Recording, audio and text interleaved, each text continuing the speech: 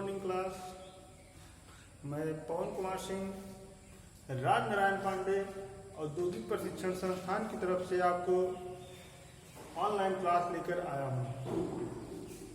छात्रों छात्राओं से मेरा बहुत ही आशा है कि जितना मैं अभी तक पढ़ाया हूँ आप लोगों को बहुत ही अच्छे से समझ में आया होगा। बच्चों,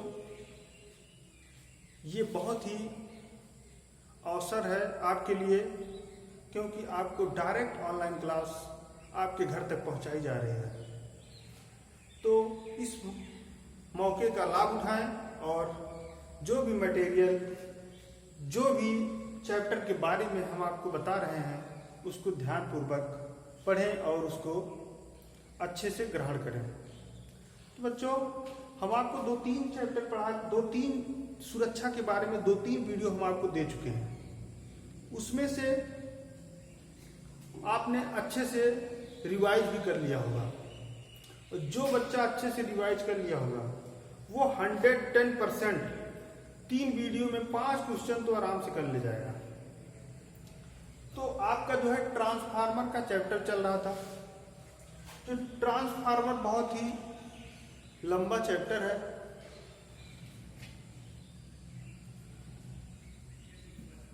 मार्क करा दीजिए सर, मार्क करा नहीं चल रहा।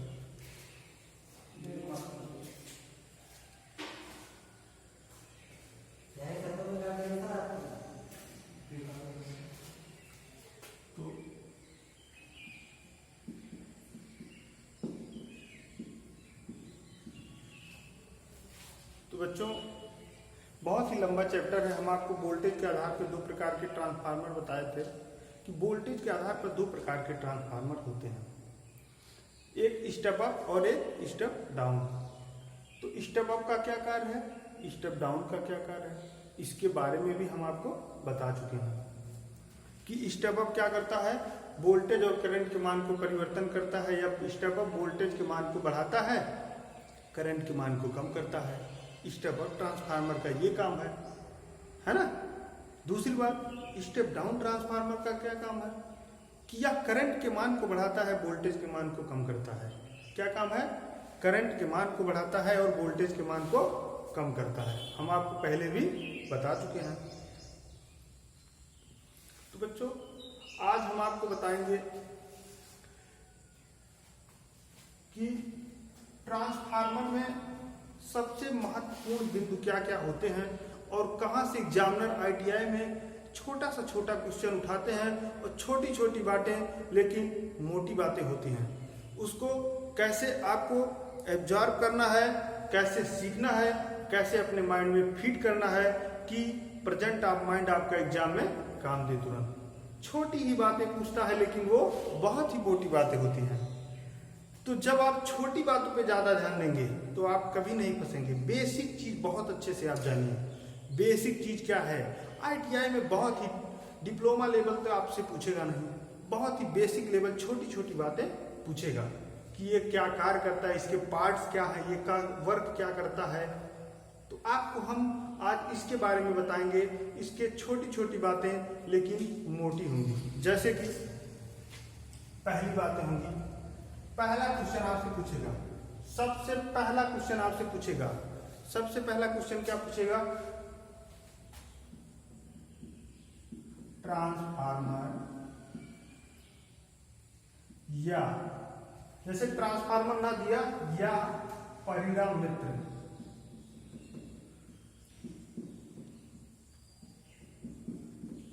किस सिद्धांत पर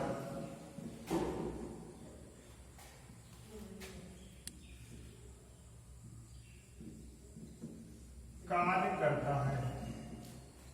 तो पूछेगा सबसे पहले, ऑप्शन दे देगा। पहला ऑप्शन क्या दिया, पहला ऑप्शन दे दिया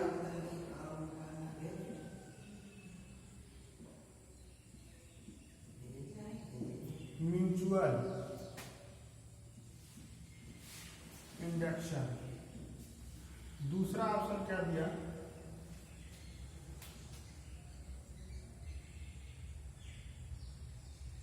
पहला ऑप्शन दिया म्यूचुअल इंडक्शन, दूसरा ऑप्शन दिया स्वप्रेरण तीसरा ऑप्शन दे दिया,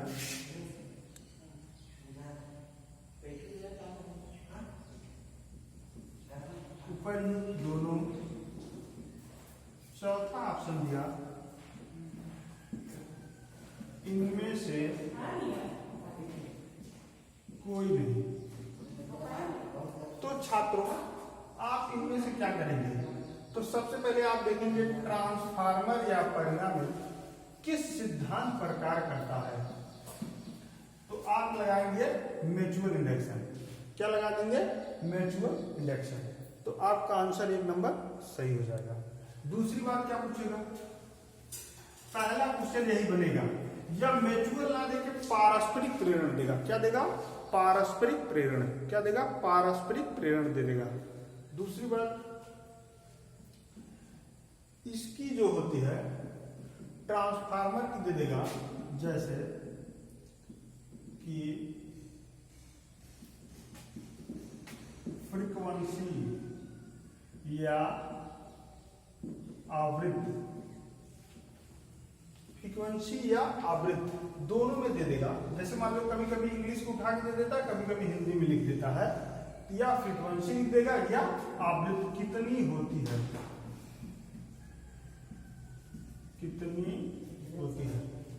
तो इसका आंसर हो जाएगा 50 हर्ट्ज या साइकिल प्रति सेकंड। क्या होगा? साइकिल प्रति सेकंड। दूसरा क्या पूछेगा? ये जरूर पूछ लेगा, ट्रांसफार्मर में घूमने वाला भाग क्या होता है। तो पूछेगा ट्रांसफार्मर में घूमने वाला भाग क्या होता है। आप क्या लिखेंगे आंसर में? इसमें कोई घूमने वाला भाग या पार्ट नहीं होता है। ठीक। तीसरा पूछेगा, जब ट्रांसफार्मर स्थिर होता है या वह एक अस्थायी रूप में रखा रहता है, तो वह किस रूप में कार्य करता है, उसका कार्य क्या है। तो जैसे कि आपको एक पूछेगा क्वेश्चन, ट्रांसफार्मर का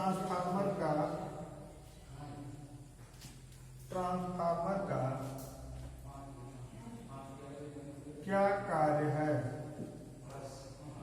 तो ट्रांसफार्मर का क्या कार्य है, जैसे ऑप्शन देगा। ये बहुत ही महत्वपूर्ण क्वेश्चन है। जैसे ये दे देगा, ये दे देगा करंट या वोल्टेज को परिवर्तन। ठीक। बी ऑप्शन देगा, यह पावर को परिवर्तन करता है। तीसरा ऑप्शन दे देगा, यह आवृत्ति को परिवर्तन करता है। पहला देगा ये करंट या वोल्टेज। चौथा दे देगा इनमें से कोई नहीं। तो ट्रांसफार्मर में घूमने वाला भाग क्या होता है? तो इसमें देगा ट्रांसफार्मर में कोई घूमने वाला भाग नहीं होता। दूसरा ऑप्शन आ जाएगा, जैसे दूसरा क्वेश्चन, इनमें कोई घूमने। ट्रांसफार्मर का क्या काम है? तो ट्रांसफार्मर का कार्य क्या है? यह करंट और वोल्टेज के मान को परिवर्तित करता है। ये पावर के मान को परिवर्तित नहीं करता है। दूसरा आ जाएगा, ये आवृत्ति के मान को परिवर्तित नहीं करता है। इनमें से कोई नहीं। तो ये आपका सही हो जाएगा। ये क्या होगा? आपका सही हो जाएगा। चलिए दूसरा आ जाइए। अगला पूछेगा आपसे, जैसे कि आपसे दूसरा क्वेश्चन पूछेगा,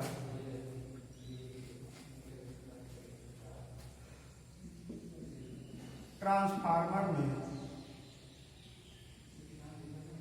ब्रीदर के अंदर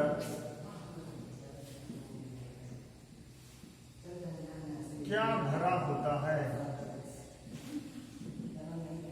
ट्रांसफार्मर में ब्रीदर के अंदर क्या भरा होता है? तो इसका आंसर होगा सिलिका जेल। क्या होगा? Silica gel. तो ट्रांसफार्मर के ब्रीदर के अंदर क्या भरा होता है? Silica gel. इसका आंसर हो जाएगा सिलिका जेल। तो इस सिलिके, देखिए यहाँ पे क्वेश्चन और बन गया तुरंत। ये सिलिका जेल, इसी में पूछा ट्रांसफार्मर के अंदर क्या भरा होता है? Silica gel. और पूछ लिया शुष्क अवस्था में, जो शुष्क अवस्था होती है वह सिलिका जेल का रंग कैसा होता है? पूछा चलने दीजिए, वह सिलिका जेल का रंग कैसा होता है? जैसे शुष्क अवस्था में जब नमी को क्या करता है सिलिका जेल, नमी को जब अवशोषित नहीं करता, मतलब एब्जॉर्ब या ग्रहण नहीं करता, तब उसका रंग कैसा होगा? बिना ग्रहण किए बाद कैसा रंग होगा? तो जैसे कि जब ये क्या करता है, ये क्या करता है? अवशोषित कर लेता है। जब ग्रहण कर लेता है, नमी को क्या करता है? अवशोषित कर लेता है, तब इसका रंग कैसा होगा? तब इसका रंग क्या होगा? गुलाबी होगा। कैसा होगा? गुलाबी होगा। और जब ये नमी को अवशोषित कर लेता है तब रंग गुलाबी होगा, और जब नमी को अवशोषित नहीं करता तब कैसा होगा? तब नीला होगा। क्या होगा? नीला होगा। अगर मान लीजिए खराब अवस्था में हो गया तो तिरमिड़ी या सफेद रंग का हो जाएगा। कैसा? सफेद रंग का हो जाएगा। उसके बाद बच्चों इसमें यह हो गया। यहीं भी एक और चीज पूछता है कि ब्रीदर जुड़ा किससे होता है? ये पूछेगा ब्रीदर जुड़ा किससे होता है? तो ब्रीदर किससे जुड़ा होता है? ब्रीदर जो कंजर्वेटर होता है, कंजर्वेटर के पाइप से जुड़ा होता है। ठीक, कंजर्वेटर के पाइप से जुड़ा होता है। वहीं पे एक बात और आ गई, कंजर्वेटर क्या होता है? कंजर्वेटर क्या होता है, उसका कार्य क्या है?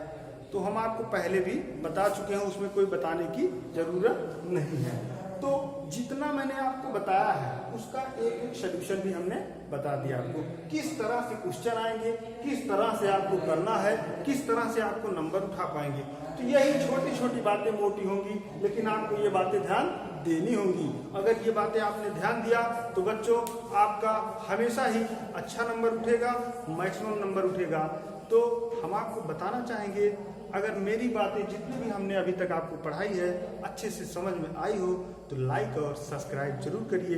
आपका एक पैसा नहीं लगेगा। राजनारायण पांडे औद्योगिक प्रशिक्षण संस्थान की तरफ से मैं पवन कुमार सिंह आपको लाइव क्लास देने आया हूँ। जय हिंद, जय भारत।